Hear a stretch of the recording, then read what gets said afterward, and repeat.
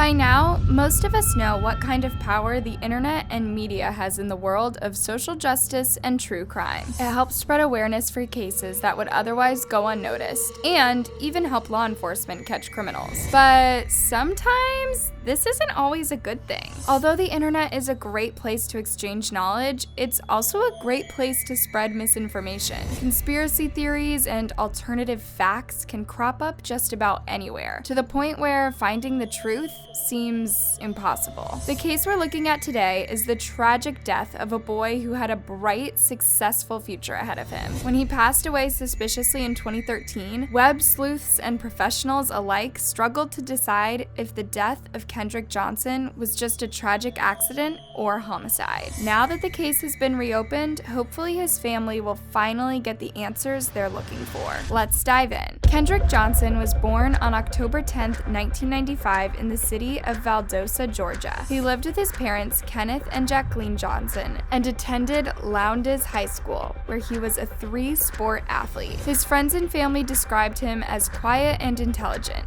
an all-around sweet guy that just wanted to do good and have a successful life. He was on track to achieve all of that until January 10th, 2013. It was a day like any other. That morning, Kendrick went off to school and was spotted numerous times on the school's security cameras, walking the halls as he went to and from his classes. Then in the afternoon, he was spotted for what would be the last time. Lowndes High School has two gyms, an old gym and a much newer one. Kids that didn't want to pay for lockers often kept their belongings in the old gym, hidden inside wrestling mats. At 1:30 p.m., a camera spotted Kendrick as he headed into the old gym to retrieve a pair of sneakers. At that point, the camera cut off and there was no footage of him or anyone else coming and going from the gym for a full hour. That evening, when Kendrick didn't come home from school, his mom was a little worried since her son was usually pretty good at letting her know if he was going out anywhere. Maybe he'd just forgotten? She waited and waited until deciding to call the police at around midnight. The next morning, Jacqueline went to the school to tell them that Kendrick was missing and wouldn't be in class that day. According to reports, the clerical staff helped her print out missing person posters before she left. Later in the day, a group of students were in the old gym when they spotted a pair of socks near the top of one of the wrestling mats. One student looked inside and realized somebody was rolled up inside it. They tried to help the person out of the mat, but when they were met with the smell of blood, throw up, and decomposition, they stopped and called the police. The old gym was put into lockdown as police started investigating the scene. They took the mat, which was standing vertically, and unrolled it to reveal the body of Kendrick Johnson. He'd been upside down for so long that he'd started bleeding from his eyes and nose, and the swelling in his head made him almost unrecognizable. He was found with one arm stretched out towards his sneakers and the other stuck before his back. He was also found with the shoes he wore at the time stuck behind his knees. It was thought they came off when he tried to use his feet to push himself out of the mat, but they fell off and landed behind him. From the get-go, the police were criticized for not taking Kendrick's death seriously enough and almost seemed like they were in a rush to get the case closed. This was noted by the coroner, Bill Watson, in his report of the crime scene. For some reason, the police hadn't asked the coroner to come to the scene until close to 4 p.m., a whole 5 hours after Kendrick was found. He said that the police were uncooperative and had done a lot of damage to the crime scene by visibly moving around the evidence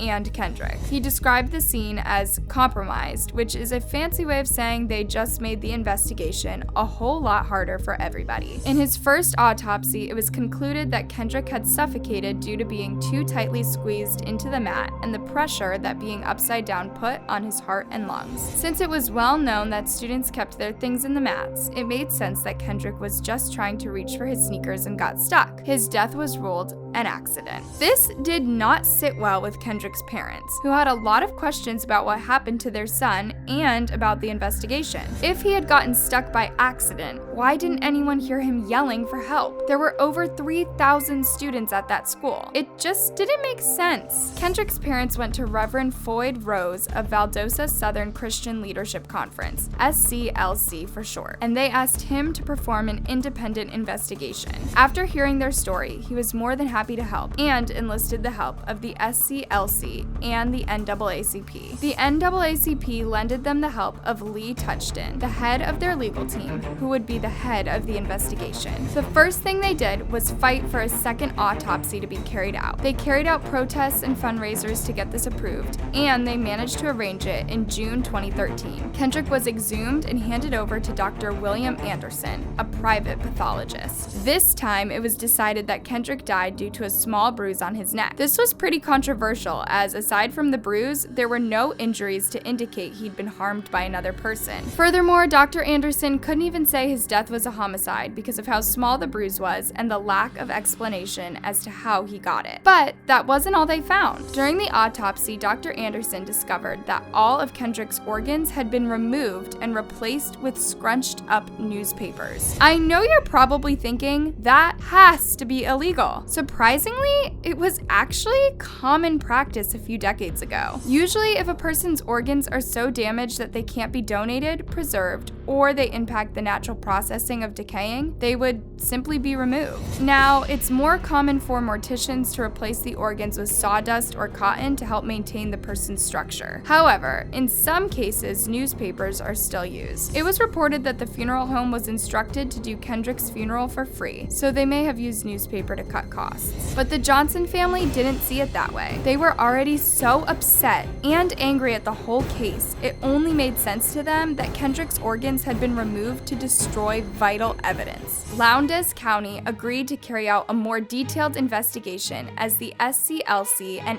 NAACP carried out their own. But after 90 days, they all came to the same conclusion. Kendrick's tragic death was an accident. The Johnson family refused to accept this and continued to rally for justice for Kendrick. They even had their own suspects, two brothers who were apparently pretty mean to Kendrick at school. And get this, their father is an investigator for the FBI. This really helped fuel the idea that the authorities were trying to cover up a homicide. However, as time went on, the actions of the Johnsons started to reflect poorly on them. They rallied for at least one of the boys in question to be arrested, but they weren't even near the gym during that time. One brother was in class at the time, confirmed by a teacher and several students, and one wasn't even in Valdosta. He was with his entire wrestling team at a match. Unfortunately, no matter how much they wanted it to be true, there were no way these suspects were responsible. There was also a matter of some photos of Kendrick that were released to the media. I'm gonna say this now. Do not go looking for these pictures. They are extremely disturbing. Photos of Kendrick after he was found and after his autopsy were circulated by the Johnson family on social media and got the case a lot of attention. Because the images were so awful to look at, many assumed that Kendrick had been beaten up, not realizing that this is just what happens when you're upside down for 21 hours. They also made some claims about the investigation that turned out to be false. One was that Kendrick was in a fight with one of the suspects on a bus just before this happened.